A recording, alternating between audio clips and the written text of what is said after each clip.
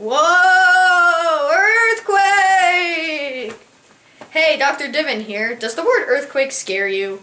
That's okay if it does, because earthquakes can be quite a frightening phenomenon. Today I'm going to explain the science behind earthquakes and faults and debunk some myths surrounding earthquakes.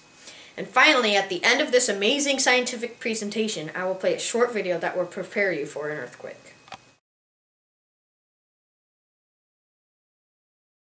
As you can see here in this video produced by the British Broadcasting Company, an earthquake is caused by pressure building up beneath the layers of the earth. This causes the layers to slip past each other and into new positions. This results in vibrations throughout the Earth's crust. The focus, aka the hypocenter, is where rocks move. The epicenter is directly above the focus on the Earth's surface. Seismic waves spread out in all directions from the epicenter. There are two types of seismic waves. Body waves, or P waves, are very damaging as they are fast and stretch and compress the Earth's crust as they move through it. Surface, or S waves, are slower and use a shearing motion as they travel along the Earth's surface.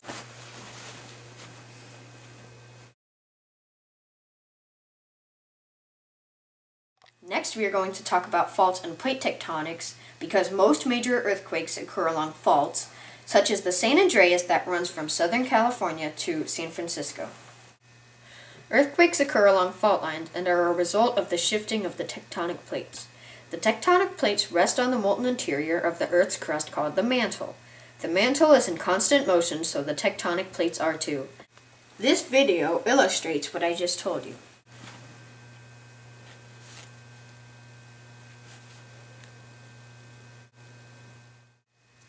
There are 14 main plates that run the entire width of the Earth. California has two plates running underneath it, the Pacific on the left and the North American on the right. Faults are thin zones of crushed rock that separate plates in the Earth's crust.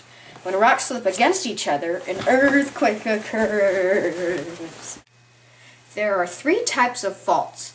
A normal fault occurs when forces pull the sides apart and the hanging wall falls down.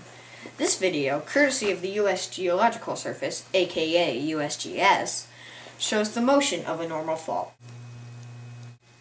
A reverse fault occurs when forces compress and push the sides together, causing the hanging wall to raise the roof.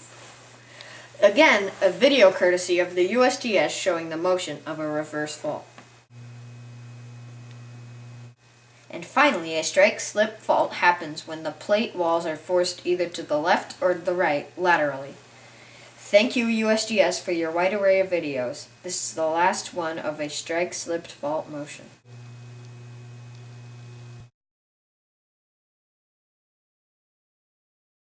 Earthquakes are measured by seismographs. Chinese inventor Chang Hang invented the first seismograph in 132 AD. This picture, courtesy of the website energia.sl.pl, shows an actual Hang seismograph. When an earthquake would occur, the marble from the dragon's mouth would fall into the waiting toad's mouth below. Depending on which toad caught the ball, would tell the position of the epicenter of the earthquake. Modern seismographs still use a type of pendulum like Chang's to measure the force and duration of the seismic waves. The seismograph records seismic waves in wavy lines on computers, paper, magnetic tape, or film. A Richter scale is also used to measure earthquakes. The Richter scale uses a numerical ranking from 0 to 9 to measure how powerful an earthquake is. This video, courtesy of the PBS program NOVA, explains the seismograph and Richter scale technologies. Seismograms remain the basic record of an earthquake. From their tracings, a seismologist can calculate not only location, but also the direction of slip and the energy released. Sometimes even the length of the rupture.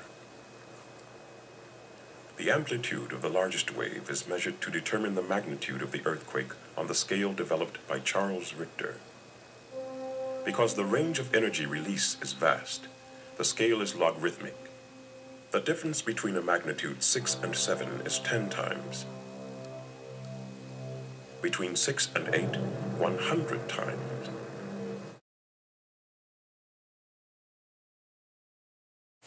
There are a lot of myths surrounding earthquakes. I am here to set the record straight on a few. Fact or fiction? Earthquakes can only occur on the West Coast. Fiction, earthquakes can and do occur around the world. In fact, New Madrid, Missouri had a series of deadly earthquakes ranging from 7.5 to 7.7 on the Richter scale between December 1811 to February 1812. Fact or fiction, an earthquake is going to cause California to fall into the Pacific Ocean. Fiction, plate tectonics are pushing California upward into Alaska, not towards the Pacific Ocean. Fact or fiction, the earth will open up during an earthquake. Fiction, if this happened there would be no friction. No friction equals no earthquake. That's a fun fact for you.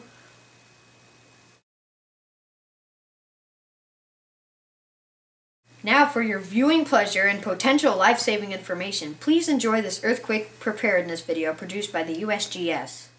Level of personal preparedness will determine your quality of life after the quake.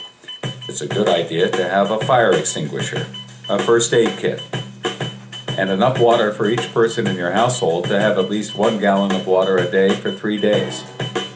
Have an emergency plan. Decide now where you will meet your family after an earthquake. Make sure there's a person out of town you can contact to let your loved ones know that you're okay. Homeowners should be sure to bolt their house to its foundation. Consider whether earthquake insurance makes sense for you as part of your financial plan. Even if you're not a homeowner, you can secure your personal possessions against earthquake damage. Preparedness is not only for the home but also for business. Be sure that your company has emergency plans for a major earthquake. Empower yourself and your family. Be prepared. So that's it. I hope you have learned something about earthquakes you did not know before, and even how to prepare for one before it happens. Now let's all go out and... I say shake, rattle, roll. Come on, shake, rattle.